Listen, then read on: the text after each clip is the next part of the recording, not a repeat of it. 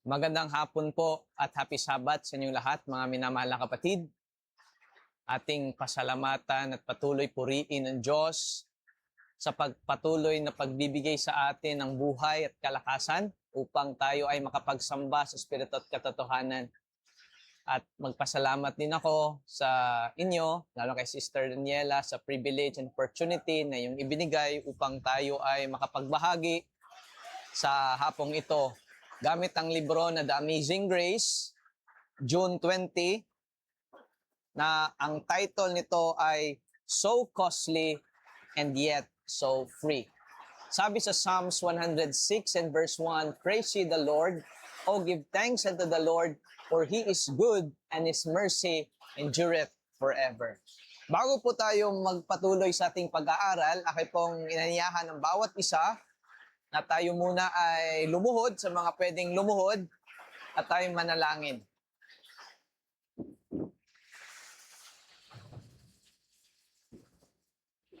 Aming dakilang Ama, mahabaging banal, buhay na Diyos, na ang tahanan ay nasa mga langit. Kami ay lubusang nagpapasalamat sa iyong walang sawang pagsuporta, walang sawang pag-ibig na patuloy niyo pong ibinibigay sa amin. Sa mga oras nito, patuloy naming inihiling ang banal na Espiritu na siyang sumasa amin. Kami ay palibutan ng mga anghel at ilayo niyo po si Satanas sa lugar na ito at sa bawat isip ng mga kapatiran. Nang sa ganon, lahat ng aming pasasalamat, lahat ng aming pagsasamba ay ito'y maging mabangong insenso at talagang aabot po dyan sa luklukan ng awa. Patawarin niyo lamang kami sa lahat ng aming mga kasalanan na gawa sa pag-iisip at sa salita. Gamitin niyo po akong instrumento, itago niyo po ako sa iyong likuran, na lahat ng lalabas sa aking bibig ay pawang katotohanan lamang at ito ay manggaling sa inyo, pamagitan ng banal na kasulatan at spirit of prophecy. Dagdagan ang aming pananampalataya at ang biyaya. At sa pamagitan nito ay amin ding maisakabuhayan at magkaroon talaga ng tunay at totoong pagbabago ang aming mga buhay na maging kagaya nyo na po. Salamat ng marami at amin ang kiniklaim ang iyong mga promises na iyo kaming bigyan ng kaalamang makalangit upang aming maintindihan, maunawaan ang mga banal na bagay. Salamat sa pagdinig ng aming mga hiling sa pangalan ng aming Panginoong Jesucristo na aming tagapagligtas. Amen.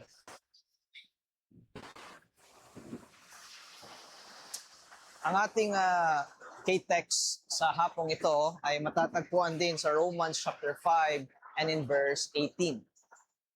Sabi dito, By the righteousness of one, the free gift came upon all men unto justification of life. Ano ba ibig sabihin ng righteousness? At bakit ba tinatawag ito na so very costly and yet so free? Alam nyo, marami sa atin talagang nahihirapan. Marami sa atin hindi nakakaunawa kung tayo ba ay ligtas or paano ba talaga tayo iniligtas sa Diyos. At yan yung dahilan kung bakit minsan nawawala tayo sa pananampalataya. At akala din natin na meron tayong ambag kapag pinag-aaralan na ang kaligtasan.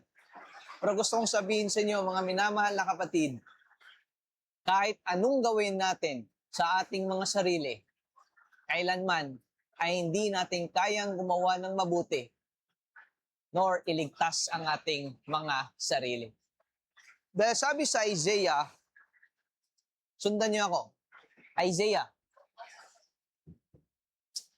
chapter 64. And Isaiah chapter 64 and in verse 6. Bakit kailangan natin yung righteousness ni Jesus? The imputed and the imparted righteousness.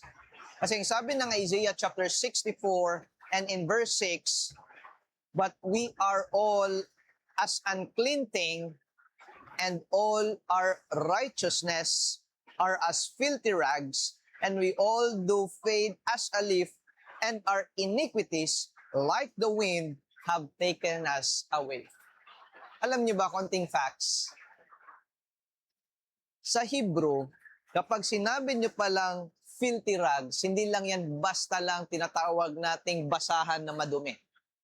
In Hebrew, yan ay use sanitary napkin.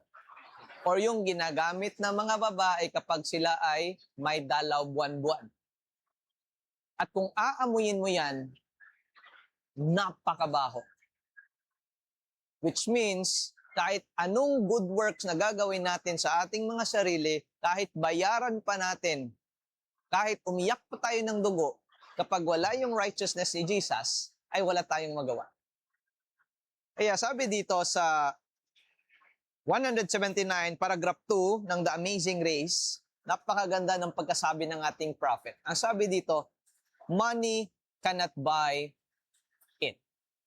Intellect cannot grasp it. Power cannot command it. But to all who will accept it, God's glorious grace is what? Freely given. Ngayon, ano ba talaga yung righteousness ni Jesus bago tayo dadako sa grace? Kapag sinabi niyong righteousness, it means ito ay pagsunod sa kalooban ng Ama or doing good in the sight of God. Deuteronomy chapter 6 and verse 25. Samahan niyo ako mga minamahal. We are living in the very last days at ito na yung panahon that we must fortify, lalo na sa ating mga kabataan, dahil nagtanong ang ating prophet when the time sa early writings na sino lang talaga ang makakapagtagumpay sa tinatawag nating time of trouble.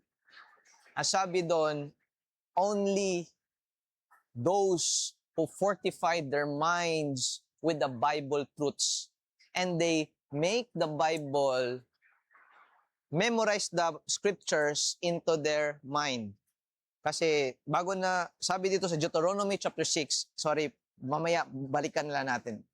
In Deuteronomy chapter 6 and verse 25, ang sabi dito, and it shall be our righteousness if we observe to do all these commandments before the Lord our God as He had commanded us. So ulitin ko, righteousness is doing good in the sight of God. But the problem is, dahil sa kasalanan, what happens? Our righteousness is like filthy rags. And tanong, meron pa bang makagawa ng mabuti dito? Ano sabi ni King David in the book of Psalms? In the book of Psalms and in chapter 51 and 53, Psalms 53 and verse 1. Ano sabi dito? The fool had said in his heart, there is no God, corrupt are they, and have done abominable iniquity, there is none that what? Doeth good. So bilang tao, kahit ulitin ko, kahit anong gawin natin, anuman yung antas ng pamumuhay mo ngayon, ikaw may mayaman, ikaw may mahirap, nakapagtapos, or ano ng klaseng degree, but in it comes to salvation, hindi mo talaga yan basta-basta na matanggap. Dahil, ang sabi pa ni Apostle Paul sa Romans, alam ko na some of you already studied the Amazing Grace, kaya gusto ko na magbuklat tayo ng Bible. Ang sabi ni Apostle Paul sa Romans chapter 3. Ang sabi sa Romans chapter 3 and in verse 3. Ano sabi dito? For all have sinned and come short of the glory of God. So righteousness is also a similarity of the glory of God and true obedience. Kaya bakit tinawag itong so costly? Okay sana na bumaba ang ating Panginoong Jesucristo dito bilang Diyos. But the thing is, my dear beloved brethren and sisters, in 2 Corinthians chapter 5 and in verse 21, anong ginawa ng ating Panginoong Hesus para lang mabigyan tayo ng tinatawag na biyaya o kaligtasan? In 2 Corinthians chapter 5 verse 21, sabi dito, "For he had made him to be sin for us, who knew no sin, that we might be made the righteousness of God in him." So costly because Christ is the center of heaven. And He is the beloved Son of our beloved God.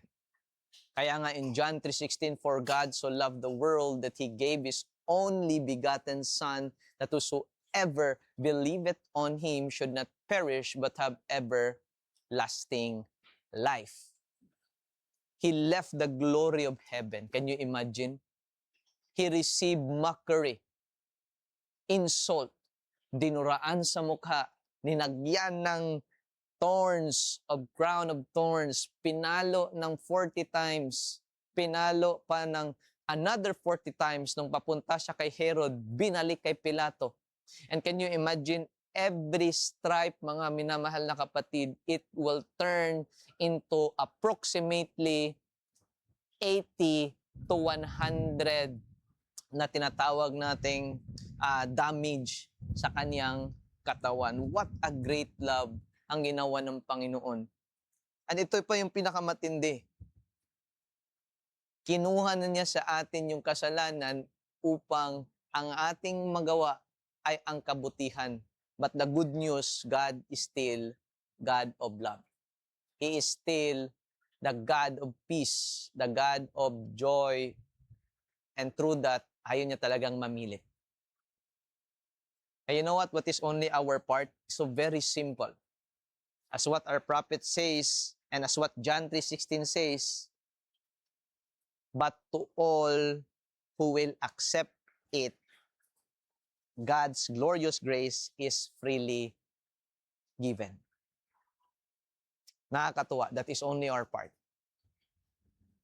We only need to believe. We only need to accept. After we believe, after we accept Him, then automatically, atin nang mapagtagumpayan ang magkaroon na ng repentance. Kasi alam nyo, ito kasi yun eh. When sin entered into us, every human being became like his father. And who is his father? In John chapter 8 and in verse 44. Who is his father? In John chapter 8 and in verse 44, "Ye are of your father the devil, and the lust of your father ye will do. He was a murderer from the beginning and abode not in the truth, because there is no truth in him. When he speaketh a lie, he speaketh of his own, for he is a liar and the father of it." So ang tao, naging makasarili at naging sinungaling. We became selfish. And that is the first thing na kailangang gawin ni Jesus. Ganun po katindi, bakit tinawag itong so costly? Because we are being bought. Not by what? Not by what? Buti sana kung binili lang tayo ng halaga. Pero hindi. Basahin natin ang sabi ng Peter. Ano ang sabi ng Peter? Go with me in the book of Peter. In 1 Peter and chapter 1 and in verse 18. Go with me in 1 Peter chapter 1 and verse 18. Kasi kung pag-aaralan mo ang buong June 20, ito yung summarization nito. Kung paano tayo iniligtas ng Diyos at ano yung kailangan nating gawin at paano niya ginawa upang tayo ay maligtas. In 1 Peter chapter 1 and in verse 18, ang sabi dito, "For as much as ye know that ye were not redeemed with corruptible things as silver and gold from your vain conversation received by tradition from your fathers." 19, "But with the precious blood of Christ as of a lamb without blemish and without spot." So bago tayo na-redeem, kailangan ang dugo ng ating Panginoong Jesucristo. Sabi nga sa Hebrews na kapag walang dugo ay walang kaligtasan. Question, paano lalabas sa isang tao ang dugo? Di ba pag ginugulpi siya? Pag sinasaktan siya? At lalo't higit pag ipinako siya sa kalbaryo ng krus. Isipin niyo po ng mabuti kung anong klaseng sakripisyo ang ibinigay ng ating Ama at ang kaniyang anak upang tayong mga tao ay maibalik lang kung saan talaga tayo nanggaling. Kaya, the good news ay napagtagumpayan ng ating Panginoon. That's why proudly na sinabi ito ni Peter.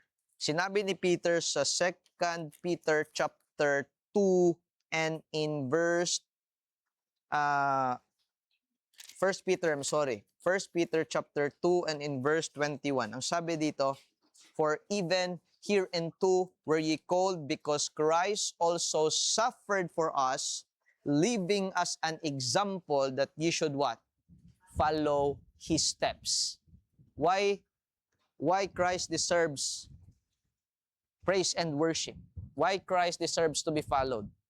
Because in verse 22, "Who did no sin, neither was guile found in his mouth." 23, "Who when he was reviled, reviled not again. When he suffered, he threatened not, but committed himself to him that judgeth righteously." So nung siya ay siniraan, hindi siya nag-revenge. Nung siya ay sinaktan, hindi siya nag-revenge. Ano yung sinabi niya nung nasa cross na siya? Sinabi niya, "Father, forgive them for they don't know what they are doing." Kaya, sa hapong ito, libre lang. Ang kailangan lang talaga natin ay atin itong tanggapin. In Ephesians. Pag-aralan natin what is grace, and then tapos na tayo.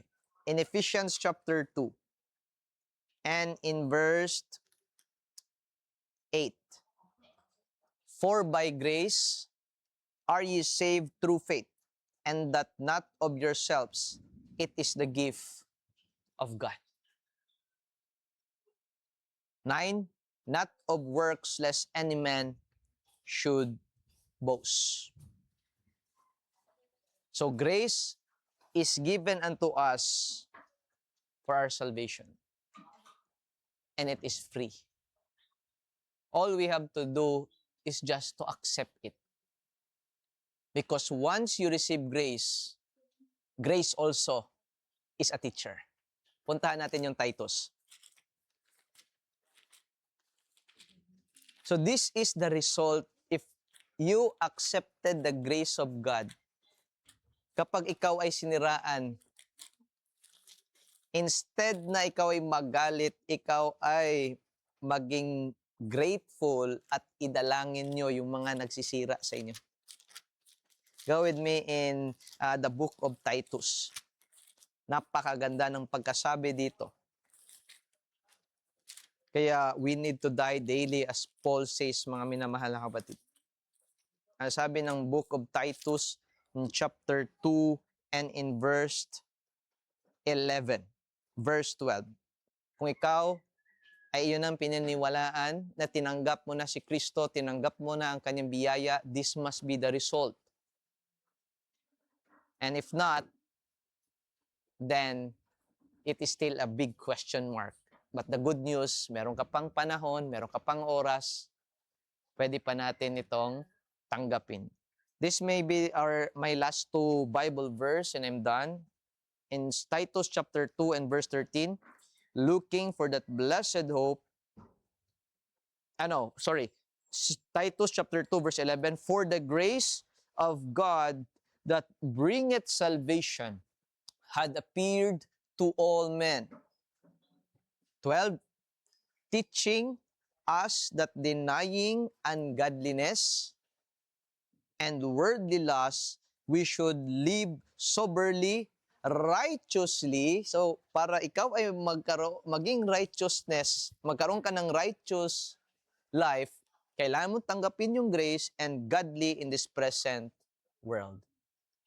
So, ang ganda pala nito ng promise ng Panginoon na posible pala talaga tayong maging perpekto. Posible pala talaga tayong makasunod sa kalooban ng Diyos sa pamagitan ng biyaya at righteousness ni Jesus. So lastly, kapag nasa atin na pala yung grace, lahat ng mga makamundong kagustuhan ay mawawala na. Lahat ng ating hindi maka-Diyos ay magiging maka-Diyos na. Lahat ng negativity maging positive, lahat ng mga kasalanan ay mawala at ito ay mapalitan ng pag-ibig sa pagsunod sa kalooban ng Ama. So maraming salamat ulit sa pag-invite. Nawa may natutunan tayo at one day magkikita-kita tayo sa harapan at kung hindi, sana doon na po sa langit ng bayan. Magandang hapon, happy Sabbath at ang Diyos patuloy pong i-bless tayo bawat isa.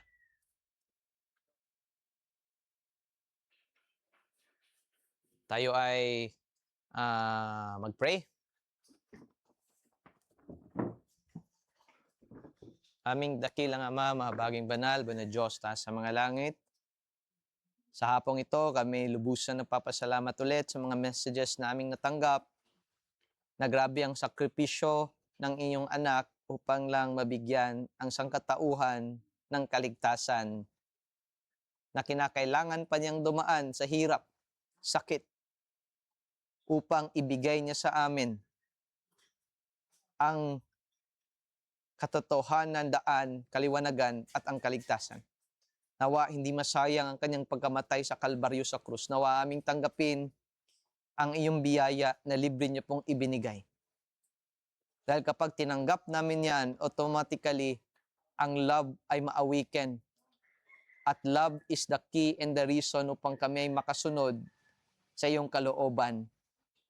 Patuloy pagpalain ang mga nakapakinig ngayon at ang iglesia na kung saan man sila nabilong, patuloy nyo silang gamitin na may kapangyarihan upang ipalaganap ang three angels message, the last message of love and mercy. Salamat sa pagpatawad na yung makasalanan. Patuloy na kami ay iyong ingatan, samahan, at kami ay hindi kailanman aalis sa iyong harapan dahil kami ay iyong hawakan.